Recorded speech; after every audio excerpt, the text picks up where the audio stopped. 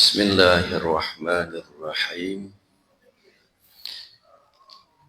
Mari kita sama-sama bermunajat kepada Allah sebagaimana yang diajarkan oleh Al-Habib Abdullah bin Husain bin Tahir rahimahullah ta'ala. Setelah saya baca, nanti diikuti bersama-sama. Ini kita hanya baca 3 saja. Kemudian setelah itu baru kita lanjutkan kajian kita. Bismillahirrahmanirrahim. Ya Arhamar Rahimin. Ya Arhamar Rahimin. Ya Arhamar Rahimin. Farij 'alal muslimin. Ya Rabbana ya Karim. Ya Rabbana ya Rahim. Antal Jawadul Halim. Wa anta ni'mal mu'in. وليس ترجو سواك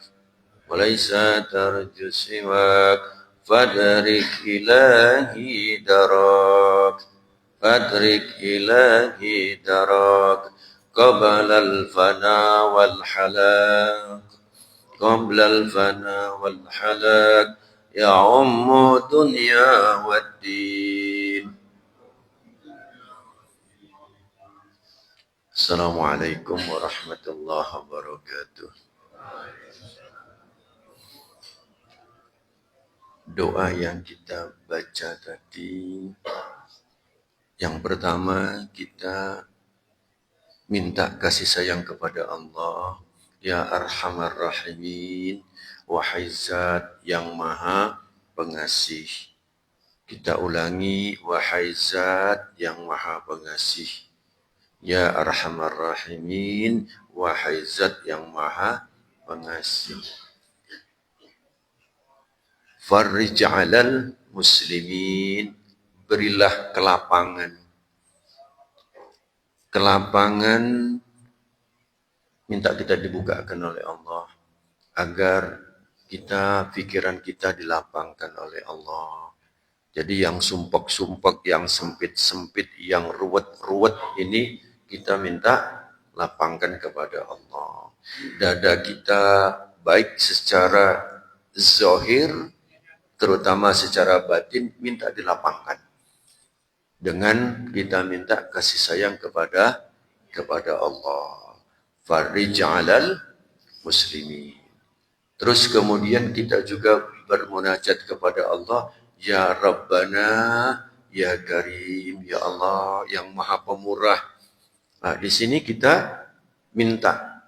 Kita sering membaca Ya Wahhab, Ya Wahhab, Ya Wahhab, ya Allah, Allah yang Maha Pemberi. Nah, kita minta kepada Allah, minta diberi pertolongan. Sebagaimana tadi kita baca doa, Iyyaka na'budu wa iyyaka nasta'in. Kita minta pertolongan kepada Allah. Minta tolong apa saja, sesuatu yang semakin kita dekat kepada Allah. Apa yang kita minta tolong kepada Allah? Ya Allah, minta tolong agar jangan lepas iman. Kita minta tolong kepada Allah, ya Allah, terus mendapatkan siraman cahaya hidayah.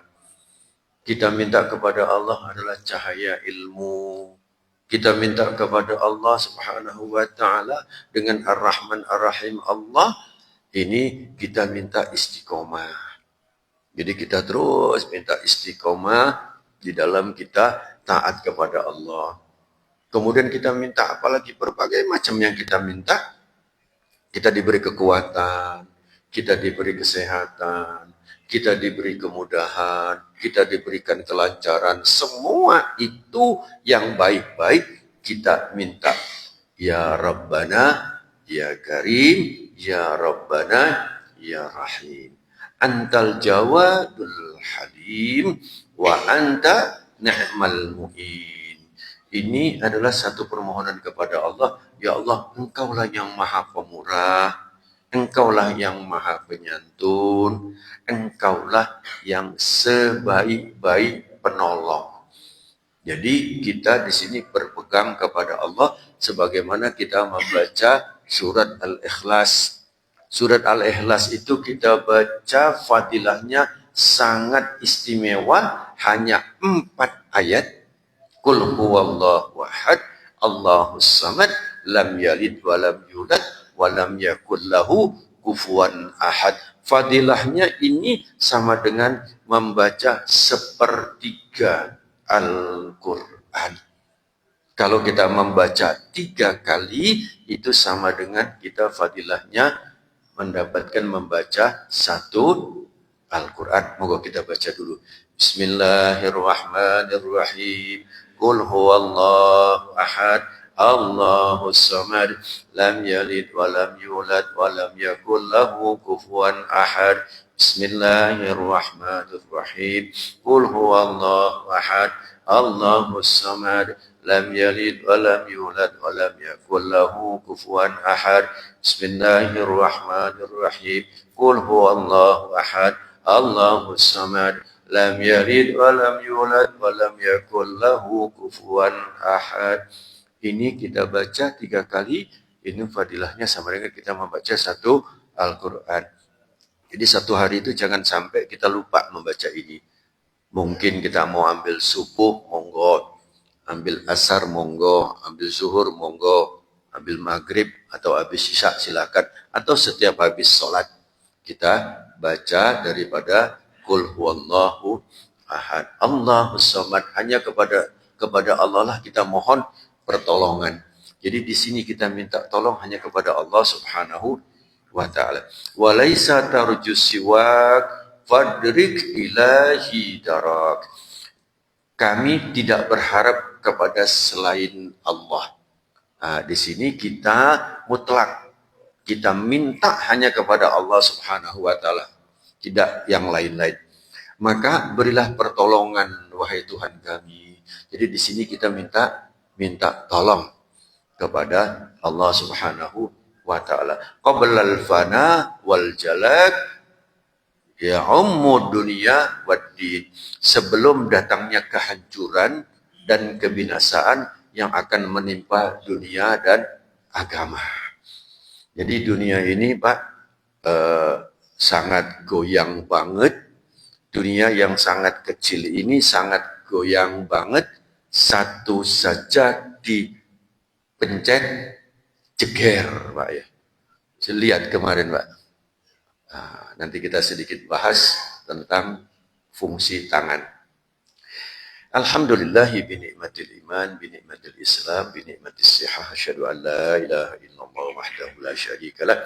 Asyhadu anna Muhammadan abduhu wa rasuluh. Allahumma salli wa sallim wa barik ala sayyidina Muhammad wa ala alihi wa sahbihi ajma'in. Amma ba'd. Bapak ibu-ibu yang dirahmati oleh Allah Subhanahu wa taala, jangan lupa juga kita berselawat kepada Rasulullah sallallahu alaihi wasallam. Allahumma shalli wa sallim ala sayyidina Muhammad wa ala ali sayyidina Muhammad.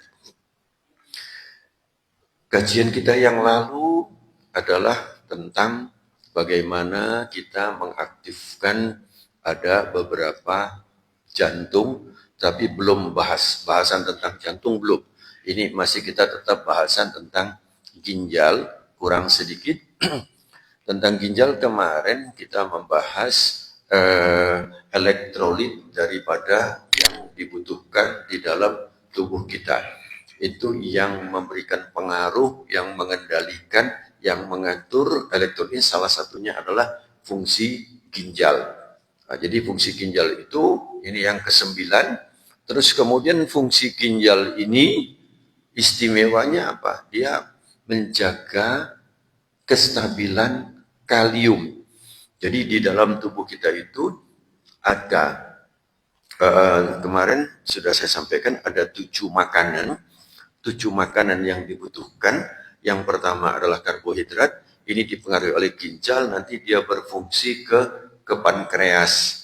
Jadi pankreas kita yang ada di sebelah lambung, yang sebelah kiri ini, di belakangnya sedikit, itu ada pankreas. Nah, pankreas inilah yang memberikan satu enzim yang utama, ada 3 enzim yang memberikan satu metabolisme yang apa yang kita makan.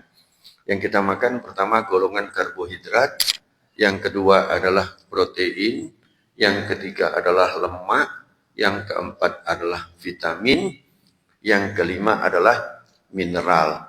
Mineral ini cukup banyak tersusun di dalam tubuh kita. Mineral ini. Satu contoh apabila Fe.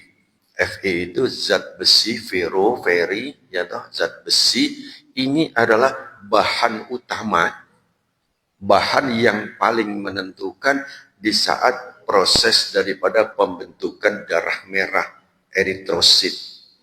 Nah, Fe ini yang dimana ginjal itu mendapatkan apabila lewat dari pompaan jantung, lewat Fe, nah Fe ini kemudian dihantarkan ke seluruh tubuh. Ini untuk menjadi proses menjadi eritrosit dari Fe, ya, fero ini menjadi reaksi kimia yang cukup rumit, kemudian dia akan terbentuk eritrosit muda yang disebut dengan eritroblas, kemudian menjadi eritrosit.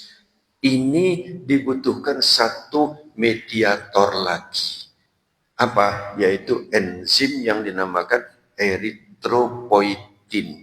Nah, eritropoietin ini dikeluarkan oleh ginjal.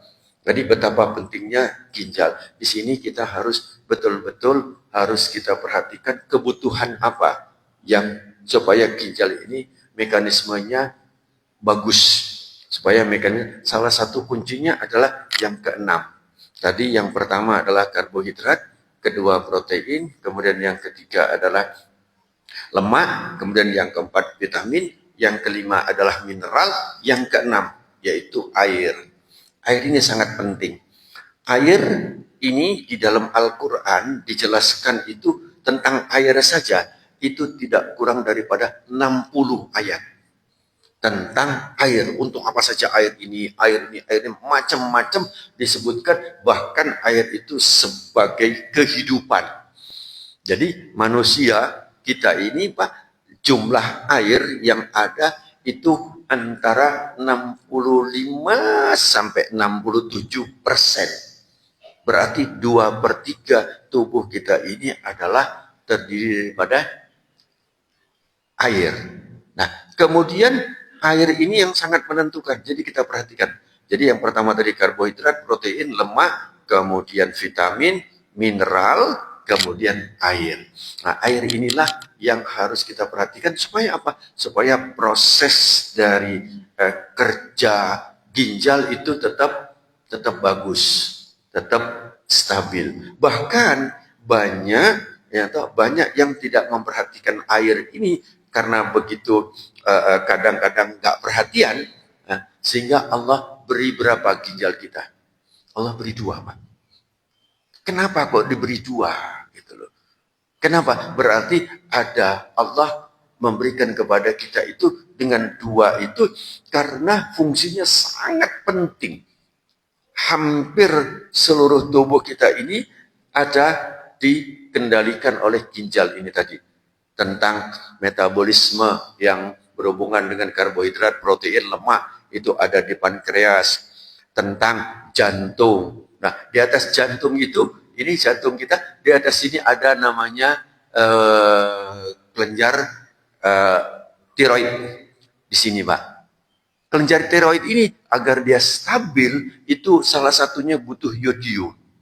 Yodium ini disiasati oleh kesehatan Indonesia, itu dimasukkan ke dalam garam. Jadi garam yang beryodium. Nah, inilah yodium itu sangat sedikit sekali, Pak. Sangat sedikit sekali, tetapi sangat dibutuhkan oleh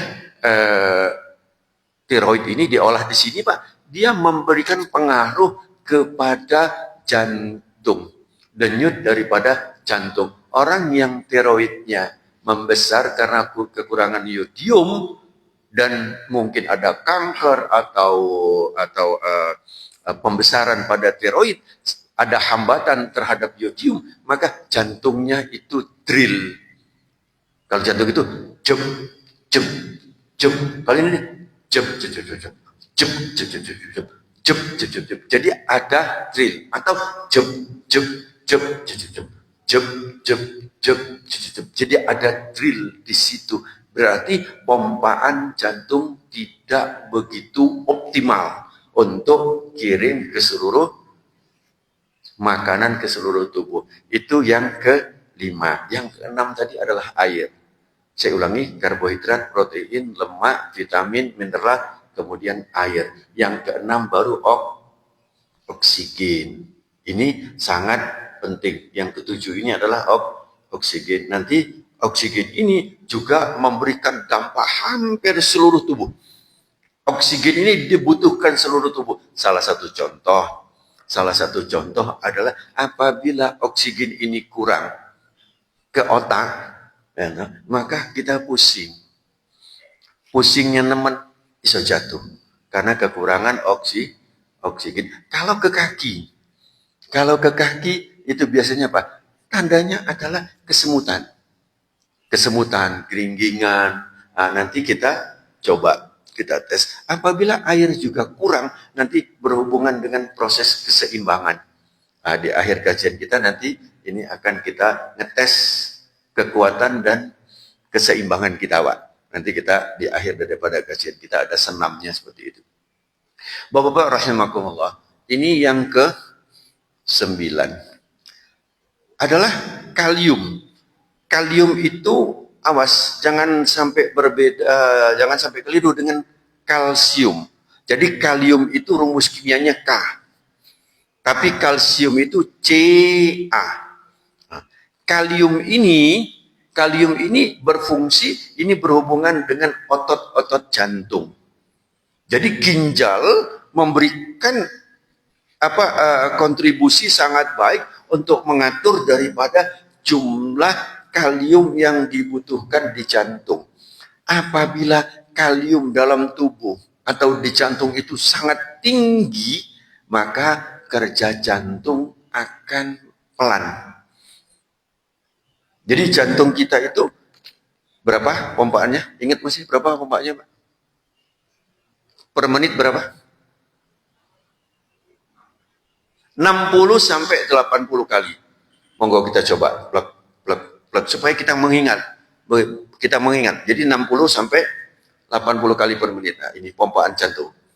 Terus kemudian pompaan jantung ini dia akan apabila kaliumnya naik yang tidak terkontrol, maka ini jantungnya justru terbalik, akan pelan. Yang harusnya itu 60 kali, mungkin 40, mungkin 30, tergantung daripada besar dan banyaknya daripada kalium.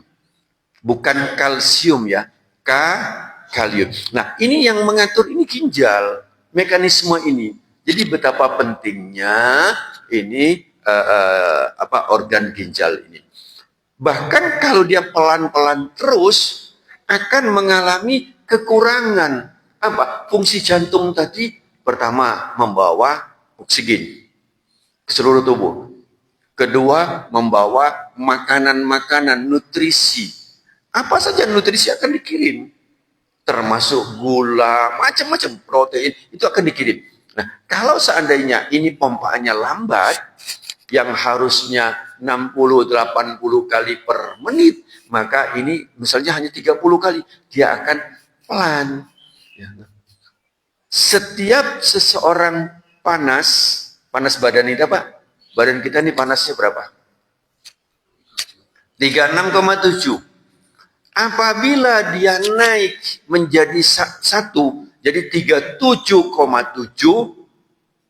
naik 10, naik 1, 37,7, maka denyut jantung akan naik 10.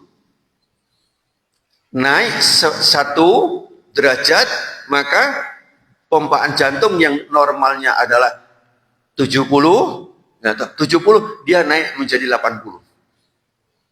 Kalau dia naiknya 2, maka dia akan naik lagi menjadi 80. Jadi semakin panas dia, maka semakin denyut jantungnya, nadinya akan semakin naik.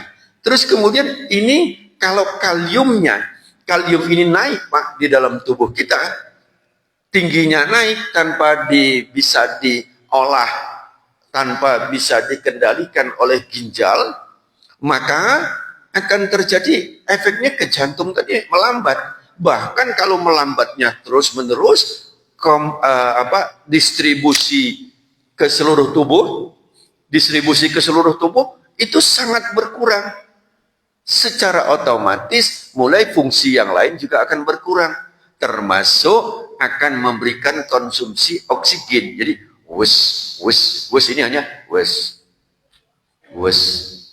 Berarti konsumsi oksigen akan juga berkurang. Di sini ada namanya modula oblongata, Pak, atau batang otak. Batang otak ini salah satu berfungsi untuk memberikan reaksi kita bisa bernafas.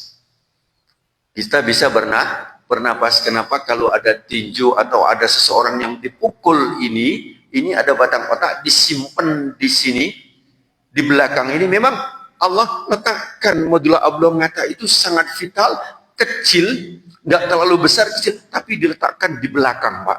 Supaya apa? Terselamatkan. Sehingga kita nggak boleh main-main untuk mukul di sini. Kalau ini kena jegel, kemudian terjadi pecah pembuluh darah atau oksigennya tidak bisa mensuplai ini, maka dia akan memberikan efek kepada pernafasan sehingga dia tidak bernafas. Nah, efek ini akan menyebabkan seorang meninggal dunia. Jadi oksigen ke batang otak rendah, ya toh. Terus kemudian dia memberikan reaksi ke pernapasan dan juga denyut daripada jantung, Pak. Jadi mekanismenya cukup kompleks, Pak. Tapi dengan kita tahu ini, kita ambil sedikit, Bapak-bapak. Kalau kita sudah mulai mengenal diri kita, beberapa ayat Al-Quran, Allah sebutkan di dalam Al-Quranul Karim.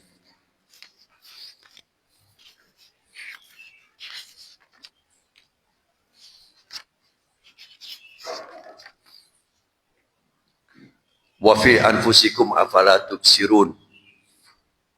Allah sampaikan di ayat sebelumnya, di bumi ini, wa fil ardi ayatil lil mu'minin wa fi anfusikum afala tubsirun, dan di bumi ini terdapat tanda-tanda kekuasaan kebesaran Allah.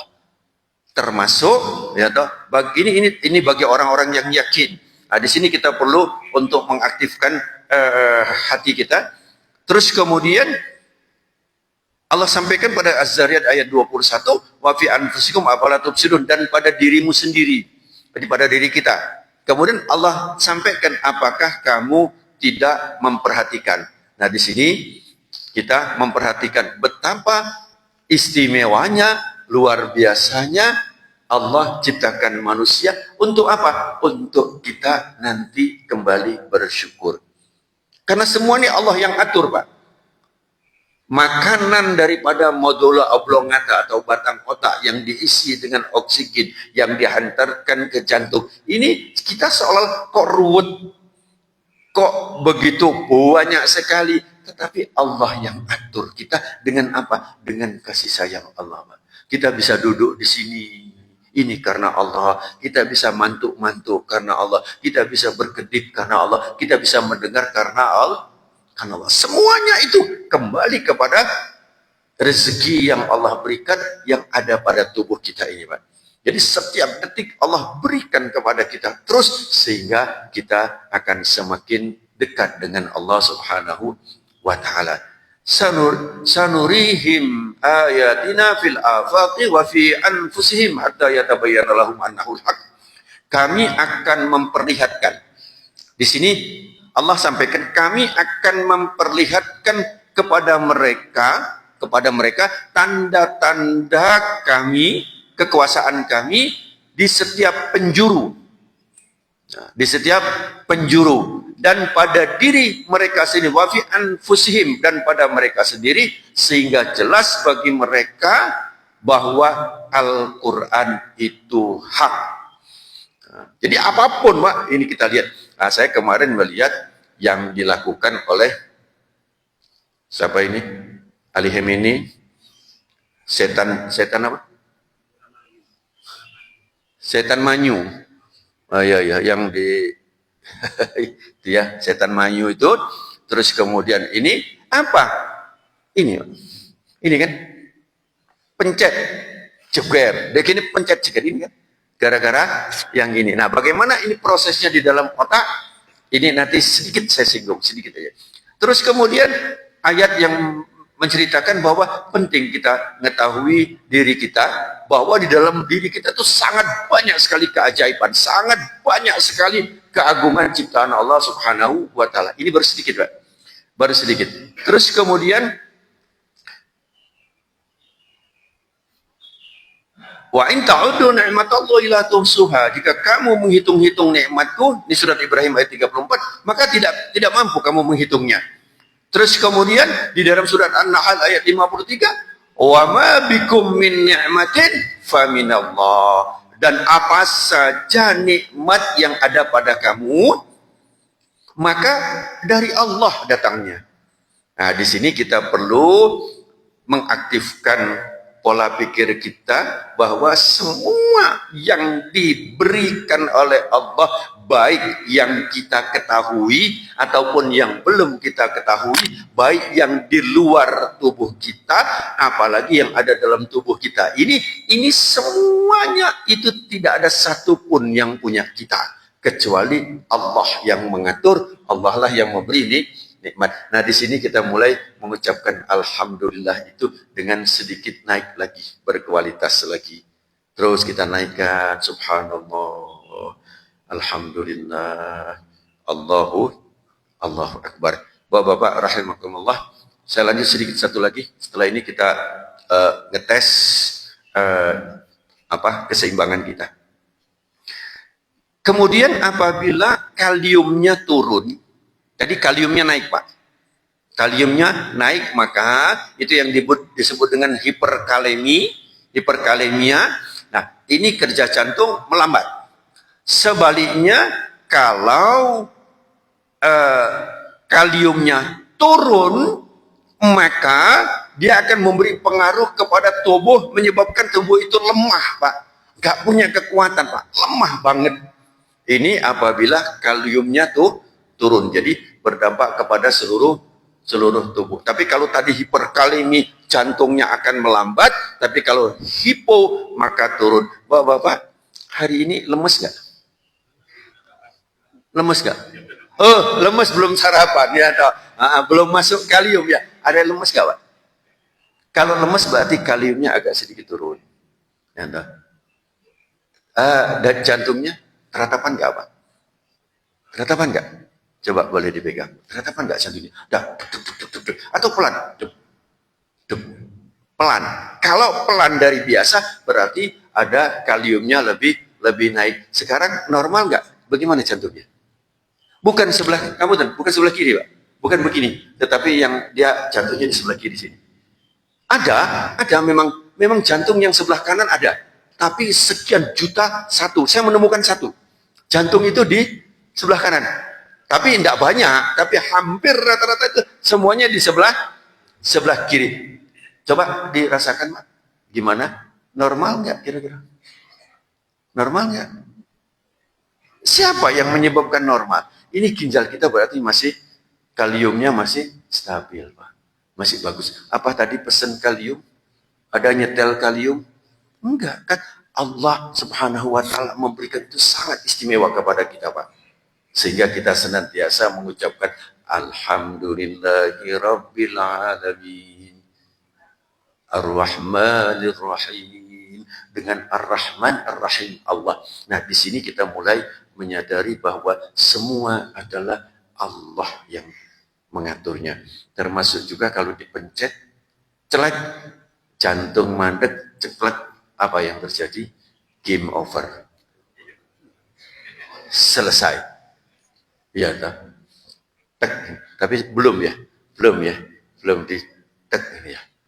Oke, Bapak-bapak rahimakumullah, untuk yang tentang tangan tadi nggak sempat saya bahas tentang Iran, Yahudi, Amerika, itu nggak. Tapi nanti aja. Hanya saya fungsi tangan ini, bagaimana kok bisa tangan ini bisa bergerak, bisa melakukan instruksi, bisa bagaimana itu nanti kita bahas berikutnya.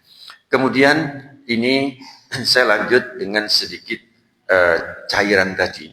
Ginjal mengatur cairan dalam tubuh kita. Nah, cairan dalam tubuh kita itu salah satunya yang ada cairan juga di telinga kita, di kanan dan di kiri.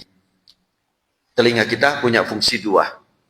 Yang pertama adalah sebagai pendengar, masuk, kemudian dia ke membrana timpani, teng masuk dia menggetarkan, kemudian diteruskan ke beberapa saraf yang ada di otak. Kemudian yang kedua, dia pendengaran juga tidak melalui ini, tapi melalui belakang telinga. Ini monggo dipegang. Ini ada.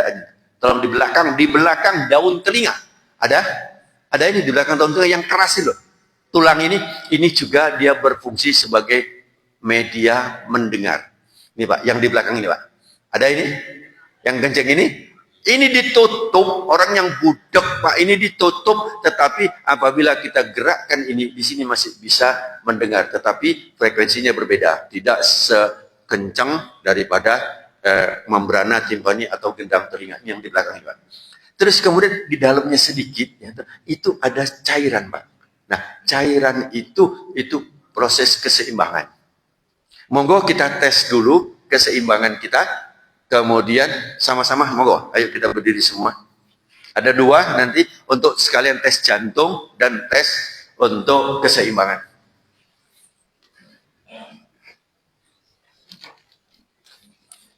Ini boleh dibagikan satu-satu. Nah, dipecah dulu. Ya, dibagi satu-satu. Ya, dibagikan Pak, monggo. Ya, dibagikan, dibelah. Dibelah aja, nanti dibagi ke sana. Nah, ke sana lagi, ke sana, biar cepat. Ibu-ibu jangan lupa. Nah, dan boleh dibawa pulang nih Pak ya. Ya. Sudah dapat semua, ibu-ibu?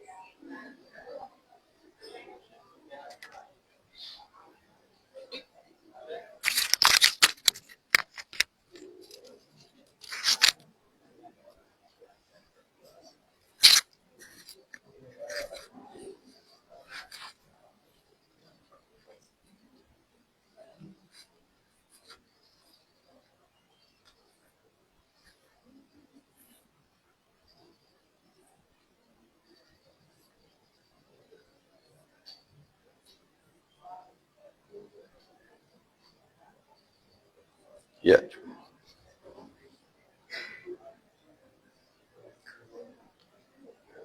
Yang di depan sini agak bergeser sedikit. Ibu-ibu biar ini yang sini bisa ke sana. Saya dulu Pak, setelah ini kita tutup. Monggo, bergeser di sini nggak apa-apa. Depan sana. Oke. Nah, biar ibu-ibu juga ikut. Monggo, bergeser, jangan numpuk. Oke. Tisunya sudah dapat semua? Sudah. Untuk mengetes jantung kita dengan kok nggak pasti? Ya, jantung kita apakah ada gangguan apa tidak berhubungan dengan kelenjar tiroid di sini yang ada di leher ini, ya. Ini belum kita bahas tapi nanti ya. Ini sekedar kita refreshing aja di sini. Kemudian berhubungan dengan kalium tadi. Tangan kita pertama begini, ini semua. Terus kemudian tisunya dibuka lebar, diletakkan di atasnya. Letakkan di atasnya. Oke, dua-duanya. Jadi tisunya berada di antara dua. Ya, betul. Dua-duanya sudah. Udah, dua-duanya. Sebentar, saya juga minta satu. Oh, ini saya punya, saya bawa.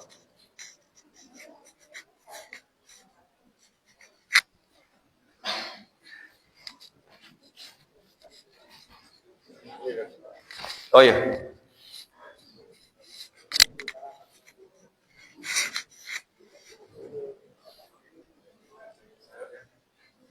Sudah diletakkan begini. Terus kemudian tangan jangan rapat. Jangan kanan sama kiri jangan menyentuh. Jangan dirapatkan. Tapi dimajukan begini, tapi jangan disatukan ya. Bawah ini jangan begini. Ya. Agak gini. Udah. Kalau kertasnya agak kurang lebar, nanti agak lebar sedikit nanti ya di rumah ya. Oke. Terus kemudian mata dipejamkan. Mata dipejamkan. Kemudian, nah, nanti ada yang mengoreksi, melihat. Ada nggak begini? Monggo, saya sebentar lewat. Ya toh? Oke. Iya. Ya, mata dipejamkan ya Pak. Jangan melek matanya. Oke. Nanti waktu salaman sama saya nanti ketahuan. Yang apakah dia ada gangguan drill atau tidak. Oke. Gak apa-apa, diulang aja, pelan-pelan aja. Iya. Oke. Iya. Iya. Pak Budi, tolong Pak Budi. Ini tisunya. Boleh. Oke, monggo Pak Budi. Ya. Nah, ibu-ibu, saya minta ada 2 ibu-ibu yang nggak usah dites, coba ngeliatin. Ada nggak yang begini? Ah, yang tremor. Ada nggak? Ya. Oke, saya lihat bapak-bapak alhamdulillah bagus semua. Monggo sama-sama kita ucapkan alhamdulillah. Nah, siapa yang mengatur jantung? Siapa yang memompa jantung? Siapa yang menggerakkan jantung? Tidak ada kecuali dengan alhamdulillah. Saya mencari tahu, Pak. Kenapa? Alhamdulillah itu adalah doa yang paling tinggi yang disampaikan oleh Rasulullah SAW. Satu hadis yang diriwayatkan oleh Imam Tirmidzi bahwa doa yang tinggi itu adalah alhamdulillah. Mudah-mudahan nanti di saat kita mengucapkan alhamdulillahi rabbil alamin, itu memang betul-betul seluruh tubuh kita itu merasakan bahwa hanya Allah yang memberikan total, mulai dari ujung sel-sel sampai isi sel-sel seluruh tubuh. Sudah paham, Bu? Oke, yang kedua dilanjut ya, sedikit ya. Udah selesai, turunkan dulu, tisunya boleh dibawa pulang. Ya, nah? Boleh dibawa pulang? Ya, gak apa-apa, takmir masjid kekurangan tisu 1. Gak apa-apa. Oke, yang kedua sudah. Bapak-bapak, ini ada 2 langkah. Ya, monggo sekarang jangan sendet.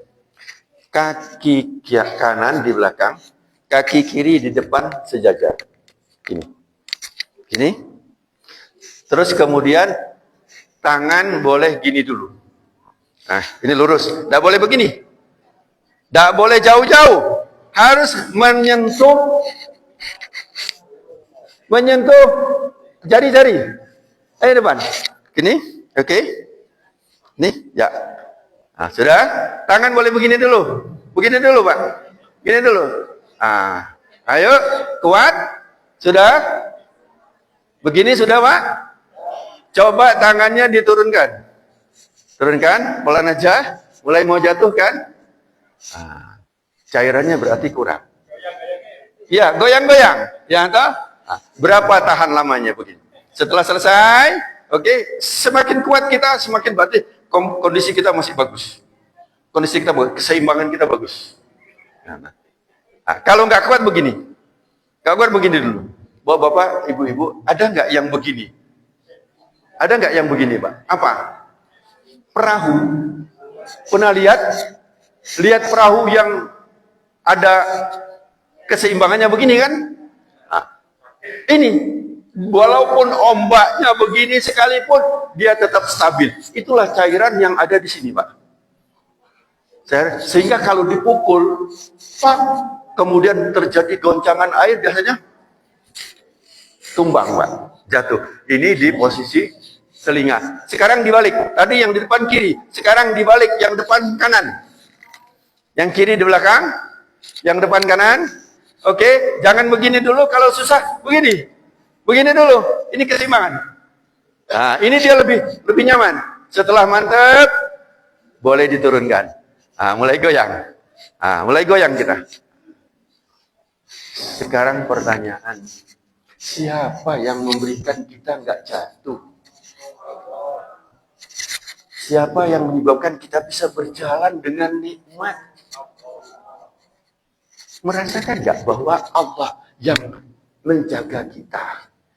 Allah yang melimpahkan kasih sayang kepada kita. Allah yang memberikan nikmat. Semuanya Allah beri kepada kita. Kira-kira kalau moco alhamdulillah, cepet-cepet nggak? Kadang-kadang habis sholat zuhur, sonol. Oh, biasa hati. Alhamdulillah. Bener nggak, Pak? Nah, mari kita mulai satu, tapi kita merasakan bahwa memang Allah Maha memberi kepada kita. Oke? Pesawat ada sayapnya kan? Dia belok begini. Ya, pesawat itu supaya stabil, Pak. Kemudian apalagi, Pak? Bapak pernah lihat kupu-kupu? Pernah lihat? Itu kupu-kupu saya ikuti, Pak. Terus saya video, saya foto, saya cari. Ternyata di ujung sayapnya, di sayapnya ini, itu ada titik. Persis saya tangkupkan gini. Persis. Dan titik itu lebih tebal dibandingkan dengan yang lain. Jadi ada kayak pentol gitu loh. Lebih tebal. Boleh nanti dilihat kupu-kupu. Ternyata ini adalah keseimbangan di saat dia. Bapak, monggo, boleh begini, Pak, coba. Begini, loh, gak apa-apa, coba. Ternyata kita nggak jatuh. Ternyata kenapa? Karena di sini yang Allah berikan keseimbangan di belakang daripada telinga kita. Di sini kita bersyukur kepada Allah. Dua itu yang kita bawa. Sebelum saya tutup, saya akan mengulangi lagi yang kemarin. Diamalkan tidak? Diamalkan tidak? Nah, apa? Satu, tentang jantung. Buka jantung kita, apalagi dingin kayak gini. Yang ini.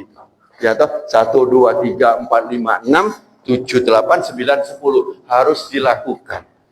Ini satu. Percuma saya usahakan untuk memberi ilmu, tetapi sampai di masjid, di keluar nggak pernah dipakai. Yang kedua, kita tambah lagi untuk supaya pompaan jantung kita bagus dengan cara ini buka, kemudian tutup begini. Dari kenceng buka begini langsung 1, 2, 20 kali. Ini dilatih pagi sore. Pagi sore. Nanti kajian kita entah yang keberapa lagi nanti itu tentang bagaimana kita tulang-tulang belakang. Nanti kita apa? Supaya nggak mudah cedera, nggak mudah capek, terutama memperkuat otot-otot psoas yang ada di belakang. Ini 20 kali, setelah 20 kali, cep. Ini penting. Dicengkrem yang kuat, digenggam yang kuat, kemudian dihitung sampai 10. 1. Betul-betul kita tekan. 1, 2, 3, 4, 5, 6, 7, 8, 9, 10. Mulai lagi, buka dulu, baru lagi begini. Ini dilakukan 5 kali. Berarti kalau begininya berarti berapa kali? 100 kali.